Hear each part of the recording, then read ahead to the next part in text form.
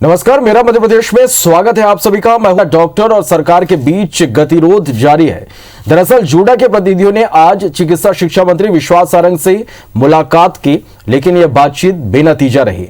चिकित्सा शिक्षा मंत्री ने कहा कि जूडा को मरीजों के हित का ध्यान रखकर और हाईकोर्ट की बात मानकर हड़ताल खत्म कर देनी चाहिए, जबकि जूनियर डॉक्टरों ने तय किया कि जिन 4 मांगों को मानने की बात की जा रही है उनका लिखित में आदेश आने तक हड़ताल जारी रहेगी। इधर जूनियर डॉक्टर्स के हड़ताल के खिलाफ में हाईकोर्ट में अवमानना याचिका दायर हुई। समाज सेवी डॉक्टर M.A. खान की ओर से दायर इस याचिका में राज्य सरकार को जूडा पर कार्रवाई नहीं करने पर चुनौती दी गई है। हाईकोर्ट याचिका पर कल सुनवाई कर सकता है। इधर जबलपुर में जूनियर डॉक्टरों ने भीख मांगकर अनोखा प्रदर्शन किया। दरअसल इस्तीफा देने वाले जूडा से सीट छोड़ने के एवज में 10 से 30 लाख रुपए की मांग का आदेश जारी किया गया और इसी के विरोध में जूडा ने भीख मांगकर प्रदर्शन किया।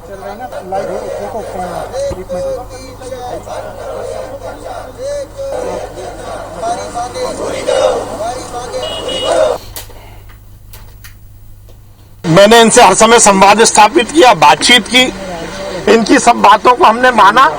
ये महामारी का समय है और जिस प्रकार से सम्माननीय हाई कोर्ट ने निर्देश दिया है, हम सब उससे बंधे हुए हैं। सम्माननीय हाई कोर्ट ने कहा कि जूडा को 24 घंटे के अंदर हड़ताल वापस करके काम पर आना चाहिए। यही निवेदन मैंने इनसे किया है। मंत्री जी के सामने हम अभी भी आए हैं, यहाँ पे हड़ताल खत्म करने ही आए हैं, आंदोलन खत्म करने ही आए हैं। अभी भी माननीय मंत्री जी ने ऐसा कोई कमिटमेंट नहीं किया है कि हमारी बातें मान ली गई है और उसका ऑर्डर आज निकल जाएगा, कल निकल जाएगा। हम तो ऑर्डर रिटर्न में लेने आए थे। न जाने कितने किसान, न जाने कितने इंजीनियर, न जाने कितने डॉक्टर, न जाने कितने महत्वपूर्ण व्यक्ति चिकित्सालयों में भर्ती हैं, जिन्हें इलाज की निहायत आवश्यकता है। इस बात को आत्मसात करते हुए मैंने माननीय उच्च न्यायालय में एक कंटेम्प्ट पिटीशन दायर की है कि हमारे डॉक्टर्स पे दबाव बने और वे शीघ्रातिशीघ्र अपनी ड्यूटी पर लौटे। मंदसौर गोलीकांड की बरसी और किसानों के बहाने मध्य प्रदेश कांग्रेस अध्यक्ष कमलनाथ ने एक बार फिर शिवराज सरकार पर निशाना साधा। उन्होंने ट्वीट किया कि आज ही के दिन 6 जून 2017 को प्रदेश के मंदसौर के पिपलिया मंडी में अपना हक मांग रहे किसानों के सीने पर शिवराज सरकार ने गोलियां दागी गई, जिसमें 6 किसानों की दर्दनाक मौत हुई थी। इस बर्बर गोलीकांड की 4थी बरसी पर मृत सभी किसान भाइयों की शहादत को नमन। उन्होंने भावभीनी श्रद्धांजलि। शिवराज सरकार आती प्रदेश में वापस किसानों का दमन, उत्पीड़न, शोषण शुरू हुआ। खाद, बीज, डीजल की मार से आय तो दुगनी नहीं हुई, लेकिन भाजपा सरकार ने लागत जरूर दुगनी कर दी। 3 काले कानून थोपकर किसानों को बर्बाद करने का काम शुरू हुआ। 6 माह से अपने हक को लेकर सड़कों पर आंदोलन कर रहे किसानों की कहीं कोई सुनवाई नहीं। खरीदी केंद्रों पर किसान परेशान, खराब फसलों का मुआवजा नहीं। कांग्रेस सरकार की किसान कर्ज माफी योजना बंद। प्रदेश में नकली खाद बीज का व्यापार जोरों पर। कहीं भुगतान नहीं मिलने से भटकता किसान, कहीं उपज बेचने को लेकर परेशान किसान। ऐसी तस्वीरें अब रोज सामने आ रही है।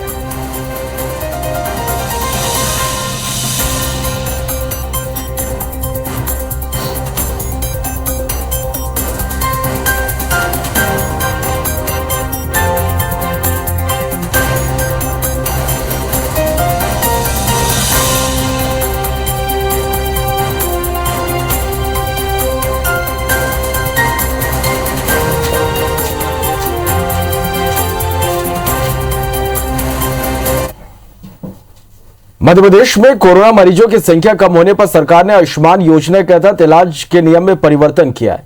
अब निजी अस्पताल में 30 से ज्यादा बेड होने पर ही आयुष्मान योजना का लाभ मिल पाएगा। दरअसल मध्य प्रदेश में कोरोना की रफ्तार धीमी पड़ने लगी है। ऐसे में कोरोना का इलाज कर रहे कई अस्पतालों में मरीजों की संख्या न के बराबर है। ऐसे में आयुष्मान भारत निरामय सोसाइटी ने कोरोना के लिए इम्पैनल्ड अस्पतालों की संख्या कम करने का निर्णय लिया है। 2 महीने पहले जब कोरोना का संक्रमण अपने चरम पर था, तब छोटे अस्पतालों को भी आयुष्मान योजना के तहत इम्पैनल्ड किया गया था। दूसरी लहर में निजी अस्पतालों को छोड़कर राजधानी भोपाल में 123 अस्पताल में आयुष्मान योजना का लाभ मिल रहा है। इसमें से 80 से ज्यादा अस्पताल ऐसे हैं जहां बिस्तरों की संख्या 30 या उससे कम है। अब इन अस्पतालों में आयुष्मान योजना का लाभ नहीं मिलेगा।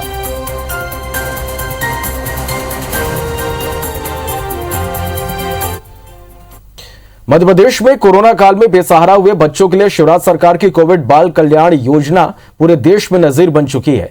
कई राज्य इस योजना को अपना रहे हैं। इस योजना को लेकर गैर बीजेपी शासित राज्य भी सीएम शिवराज की तारीफ कर चुके हैं। बीजेपी संगठन भी काफी खुश है। इस योजना के तहत ऐसे बच्चे जिनके माता पिता या कमाऊ अभिभावकों की कोरोना से मौत हो गई है, उनकी जिम्मेदारी शिवराज सरकार ने ली है। ऐसे बच्चों को 21 साल तक 5,000 रुपए की मासिक पेंशन देने का फैसला किया गया है। ऐसे परिवार में अगर कोई रोजगार शुरू करना चाहे तो सरकार अपनी गारंटी पर 1 लाख रुपए तक बिना ब्याज का कर्ज दिलाएगी। बच्चों के स्नातक तक की पढ़ाई का पूरा खर्च सरकार उठाएगी। फ्री राशन भी सरकार देगी। 30 मई को सीएम शिवराज सिंह ने 199 बच्चों को इस योजना का लाभ भी दिया। हालांकि कांग्रेस योजना में मृतकों के आंकड़ों पर सवाल खड़े कर रही है।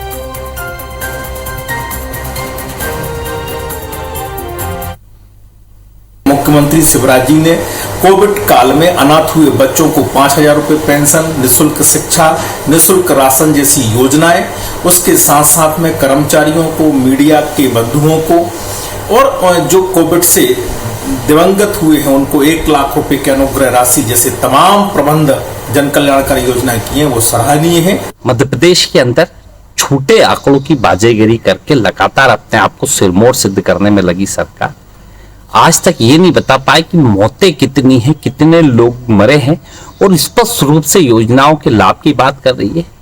कई राज्य हो सकता है योजना लेट शुरू करे, पर बेहतर रूप से उसका क्रियान्वयन हो, यह महत्वपूर्ण है।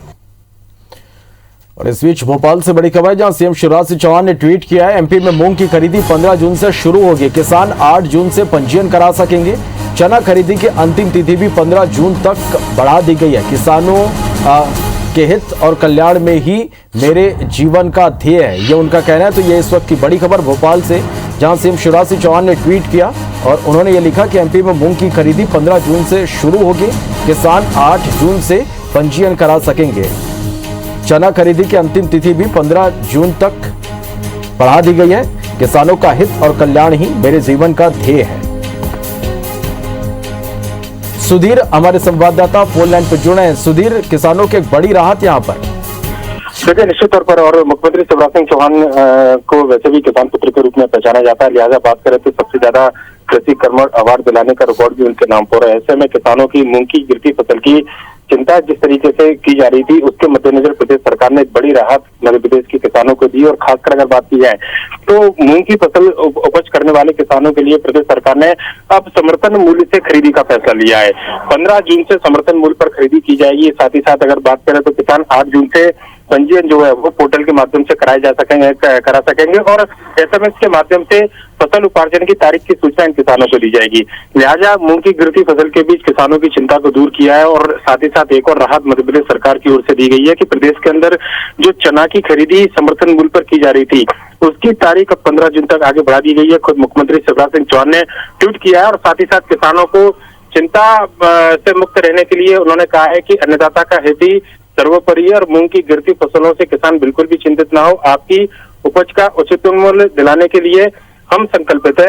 लिहाजा मध्य प्रदेश सरकार ने प्रधानमंत्री नरेंद्र मोदी के मार्गदर्शन में भारत सरकार के सहयोग से ग्रीष्मकालीन मूंग की खरीदी समर्थन मूल्य पर करने का फैसला लिया है। चलिए, बहुत शुक्रिया सुधीर इस पूरी जानकारी के लिए। बढ़ते आगे, एमपी में एक बार फिर कांग्रेस और बीजेपी में उपचुनाव की तैयारियां शुरू हो गई है। बुंदेलखंड की पृथ्वीपुर, निमाड़ की जोबट और विंध्य की रैगांव विधानसभा सीट पर उपचुनाव प्रस्तावित है। इसमें पृथ्वीपुर और जोबट कांग्रेस के पास थी, जबकि रैगांव बीजेपी के पास थी। इन तीनों सीटों के विधायकों का कोरोना के चलते निधन हो गया था। कांग्रेस ने तीनों सीटों पर अपने नेताओं और कार्यकर्ताओं को सक्रिय कर दिया है। खुद कमलनाथ चुनावी तैयारियों की समीक्षा के साथ स्थानीय नेताओं से चुनावी रणनीति के लिए रायशुमारी कर रहे हैं। इधर बीजेपी दमोह उपचुनाव की हार की समीक्षा के साथ इन तीनों उपचुनाव की तैयारी कर रही है। बीजेपी इन उपचुनाव में भी मुख्यमंत्री शिवराज सिंह चौहान के ही भरोसे है। उसे लगता है कि मुख्यमंत्री शिवराज सिंह के सुशासन और सौम्य छवि के जरिए तीनों सीटें पार्टी जीतेगी।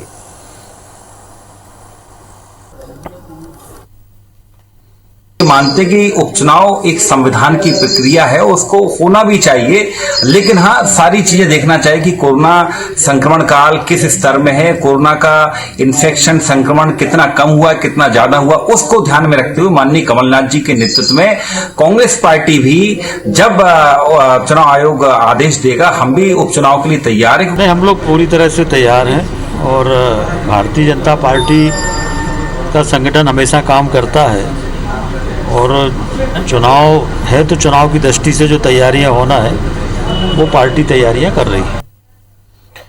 मध्य प्रदेश में कुछ दिनों से सियासी हलचल तेज हो गई है और इस बीच राज्यसभा सांसद ज्योतिरादित्य सिंधिया के 7 जून को इंदौर आगमन को मंत्री तुलसी सिलावट ने इसे सामान्य दौरा बताया। उन्होंने कहा कि सिंधिया समय समय पर विभिन्न शहरों का दौरा कर सत्ता और संगठन के पदाधिकारियों से मुलाकात करते हैं, इसका कोई दूसरा मतलब नहीं निकाला जाना चाहिए।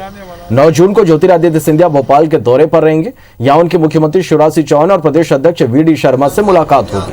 हालांकि सिंधिया समर्थक मंत्री तुलसी राम सिलावट उनके दौरे की वजह से बढ़ रही सियासी हलचल को लेकर कुछ भी कहने से बचते नजर आए। चर्चा होती है, सीएम से मिलना है, वी.डी. शर्मा साहब से मिलना है, ये इसलिए ये समन्वय और सामंजस्य, मतलब इस तो हर बार 15-20 दिन में सिंधिया जी भोपाल आते ही आते हैं। एक औपचारिक अनौपचारिक दौरा है।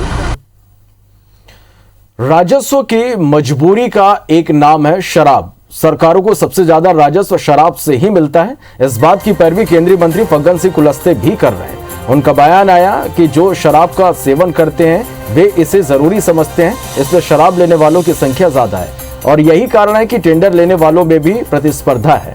उन्होंने कहा कि किसी भी चीज के सेवन की सीमा होती है, लेकिन शराब के शौकीन लोग इसे टॉनिक के रूप में मानते हैं। ये तो वो ही सही जानेंगे कि क्या उपयोग है उनके लिए, लेकिन शराब की दुकान खोलना या टेंडर लेना इसकी जरूरत और इसे लेने वाले लोगों की संख्या पर भी निर्भर है।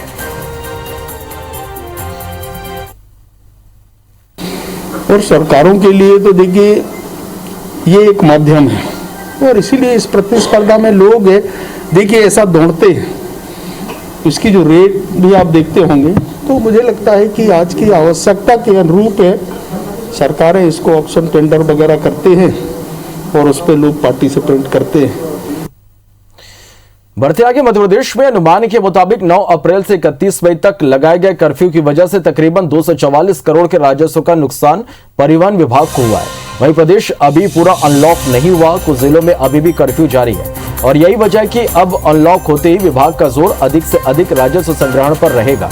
अंतर्राज्यीय बसों, जिलों के साथ ही नगर परिवहन सेवा भी बंद है। इसके बावजूद कोरोना कर्फ्यू की विपरीत परिस्थितियों में भी परिवहन विभाग के अफसर लक्ष्य की पूर्ति में जुटे रहे, लेकिन अब भी इस साल का राजस्व संग्रहण पिछले साल की तुलना में कई गुना पीछे है। बता दें कि अप्रैल 2021 में परिवहन विभाग का राजस्व संग्रहण कुल 150.78 करोड़ रुपए हुआ, जबकि मई महीने में 33.75 करोड़ रुपए का ही राजस्व संग्रहण हो सका है। कोरोना की जो बीमारी डाउन हुई है, जो महामारी से थोड़ा सा फिगर डाउन हुआ है, उससे अब काम करने का समय है। तो अब धीरे धीरे हम लोग काम कर रहे हैं, लेकिन अभी हम लोगों का सोच ये है कि हर जिले को जीरो करना है। भोपाल में वैक्सीनेशन के लिए स्वास्थ्य विभाग अनोखी कोशिश करने जा रहा। अब लोगों को पीले चावल देकर आमंत्रित किया जाएगा। दरअसल भोपाल में कोरोना वैक्सीनेशन ज्यादा से ज्यादा हो सके, इसलिए स्वास्थ्य महकमा, जिला प्रशासन और नगर निगम की टीम लगातार कोशिश कर रही है और इसी के तहत अब पीले चावल भेजकर कोरोना वैक्सीन लगवाने के लिए बुलावा भेजा जाएगा। इसके तहत पहले कॉलोनियों में कैंप लगाकर अनाउंसमेंट किया जाएगा और उसके बाद अगर कोई रहवासी कैंप में टीका लगवाने नहीं आता तो उसके घर पीले चावल बेचकर उसे कैंप में आने के लिए आमंत्रित किया जाएगा। बता दें कि इसी तरीके से कई ग्रामीण अंचलों में भी लोगों को वैक्सीन लगवाने के लिए बुलावा भेजा गया था और ये तरीका वहां काफी कारगर रहा।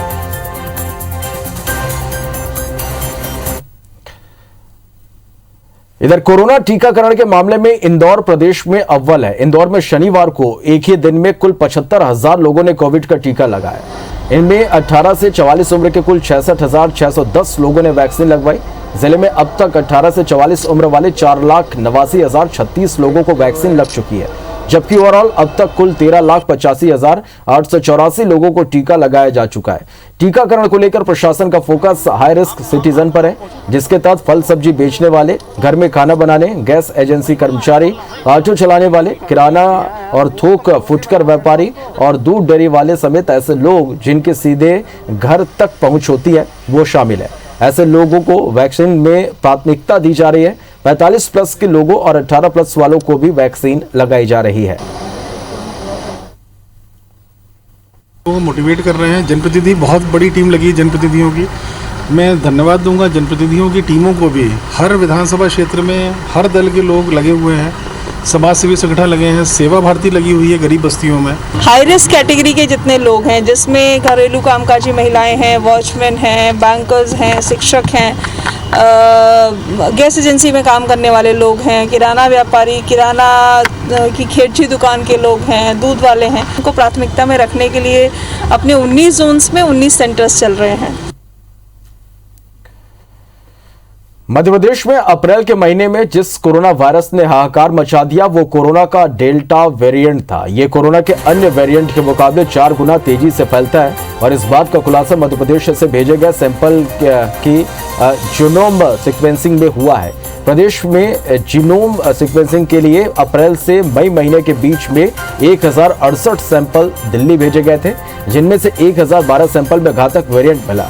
रिपोर्ट में खुलासा हुआ कि 1012 सैंपल में B1617 वेरिएंट मिला, जो कि B1617.2 डेल्टा वेरिएंट जैसा ही है। इसकी संक्रामकता अन्य वेरिएंट से 4 गुना ज्यादा होती है, जबकि मार्च में भेजे गए सैंपल में अल्फा वेरिएंट मिला था, जिसकी संक्रमण क्षमता 3 गुना थी। WHO ने कोरोना के अलग अलग वेरिएंट को नाम दिए हैं, जिसके तहत अल्फा, बीटा, गामा, एप्सिलॉन, लोटा और सबसे घातक डेल्टा वेरिएंट है। इसमें अल्फा वेरिएंट सितंबर में ब्रिटेन में मिला था, दक्षिण अफ्रीका में बीटा और वहीं ब्राजील और जापान में गामा वेरिएंट मिला था और अब भारत में कोरोना का डेल्टा वेरिएंट मिला है।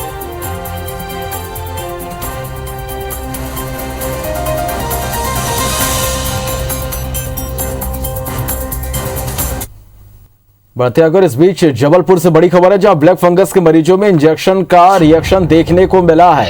एम्फोटेरेसिन बी के नए इंजेक्शन का रिएक्शन देखने को मिला। इंजेक्शन लगने के बाद मरीजों को बुखार आ गया।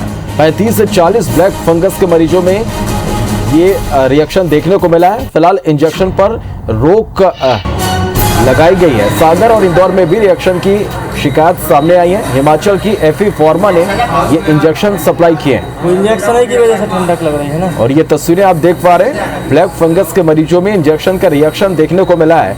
एम्फोटेरेसिन बी के नए इंजेक्शन से ये रिएक्शन हुआ है। इंजेक्शन लगने के बाद मरीजों को बुखार आया है और ये तस्वीरें आप देख पा रहे हैं कि किस तरह से इंजेक्शन लगने के बाद ये रिएक्शन देखने को मिला।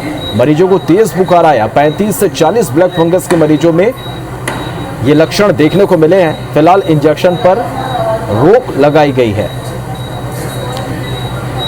विजेंद्र पांडे हमारे संवाददाता ज्यादा जानकारी के साथ फोन लाइन पर जुड़े हैं। विजेंद्र, तस्वीरें भी हम देख पा रहे हैं कि इंजेक्शन के बाद किस तरह से इसका रिएक्शन हुआ है, क्या कुछ जानकारी इस पूरी खबर पर? जी हाँ, आपको बता दूं कि जबलपुर में ब्लैक फंगस के तकरीबन 250 केस सामने आ चुके हैं। इनमें से 14 मरीजों की मौत हो चुकी है। तकरीबन 80 मरीज स्वस्थ हुए हैं। बाकी तकरीबन 125 केस जो है वो एक्टिव केस है जबलपुर में ब्लैक फंगस के, और इनमें से अधिकांश मरीज जबलपुर के Netaji Subhash Chandra Bose medical college hospital में भर्ती हैं, जिन्हें रोजाना एम्फोटेरेसिन बी इंजेक्शन की जरूरत होती है। लगातार जिस तरह से इंजेक्शन की किल्लत बनी हुई थी, साथ ही साथ ये महंगे भी थे। इस बीच हाल ही में हिमाचल की एफी फार्मा नाम की कंपनी से कम दर पर एम्फोटेरेसिन बी के इंजेक्शन मध्य प्रदेश को सप्लाई किए गए हैं। ये जो लॉट जिस बैच नंबर का जबलपुर पहुंचा है, इसमें भी रिएक्शन सामने आए हैं। तकरीबन 125 मरीज एक्टिव केस हैं जबलपुर के मेडिकल कॉलेज में ब्लैक फंगस के। इनके इसमें 5 नंबर वार्ड में आज भर्ती 35 से 40 मरीजों को जब ये नए एम्फोटेरेसिन बी के इंजेक्शन लगाए गए तो उन्हें तेज ठंड लगी और 5 से 6 कंबल उड़ाने के बाद भी उनकी स्थिति नहीं सुधरी। कई मरीजों को और भी रिएक्शन हुआ और बुखार की शिकायत हुई। आपाधापी में जो सीनियर डॉक्टर्स हैं, चूंकि झूठा की हड़ताल चल रही है, सीनियर डॉक्टर्स वहां पर पहुंचे और फिलहाल वो मरीजों का इलाज कर रहे हैं। बताया जा रहा है कि बाकी जो मरीज हैं जिनको रिएक्शन हुआ है, फिलहाल उनको मेडिकेशन दिया जा रहा है और उनकी स्थिति स्टेबल है। और इस बीच मेडिकल कॉलेज की ओर से इस नए लॉट के इंजेक्शन के इस्तेमाल पर रोक लगा दी गई है और मरीजों को देने के लिए ओपन मार्केट से प्रोक्योर करने की कोशिश जो है, व्यवस्था करने की कोशिश की जा रही है। लेकिन जो नया लॉट आया है उसमें ही गड़बड़ी की बात की जा रही है, जिसको लेकर अब राज्य सरकार से पत्राचार भी मेडिकल कॉलेज की ओर से किया जाएगा और इस बैच नंबर के इंजेक्शन लगाने पर फिलहाल रोक लगा दी गई है। चलिए, बहुत शुक्रिया विजेंद्र इस पूरी जानकारी के लिए।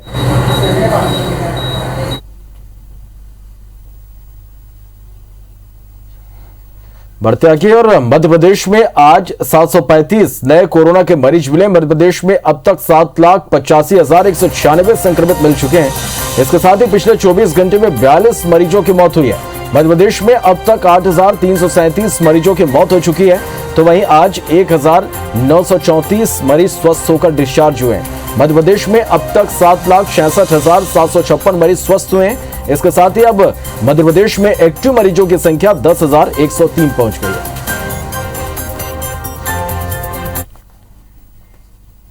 बढ़ते आगे, देवास में कोरोना महामारी में लॉकडाउन के बीच बच्चों की कलाकारी देखने को मिले। महिला एवं बाल विकास और जिला प्रशासन ने 3 से 18 आयु वर्ग के बच्चों के लिए वर्चुअल प्रतियोगिता आयोजित की।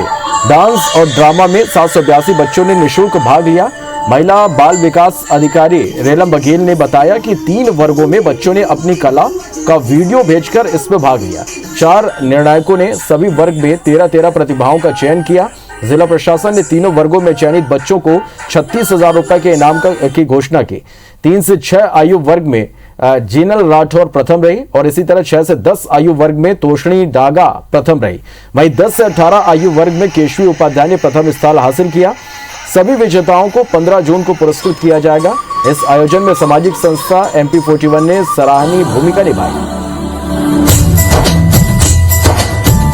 सड़क पर फराटेदार तो हम लोग ऐसे अपनी एक्टिविटी के माध्यम से, और ये जो संस्था है आप देख रहे होंगे कि MP41 और ये डांसिंग वाला जो हमने कार्यक्रम किया शक्ति सरगम, ये दोनों ही संस्था के यंग बच्चे और बहुत अच्छा काम किए उन्होंने और अच्छा सपोर्ट भी मिला। तो इसी के साथ फिलहाल इस बुलेटिन में इतना ही। नमस्कार।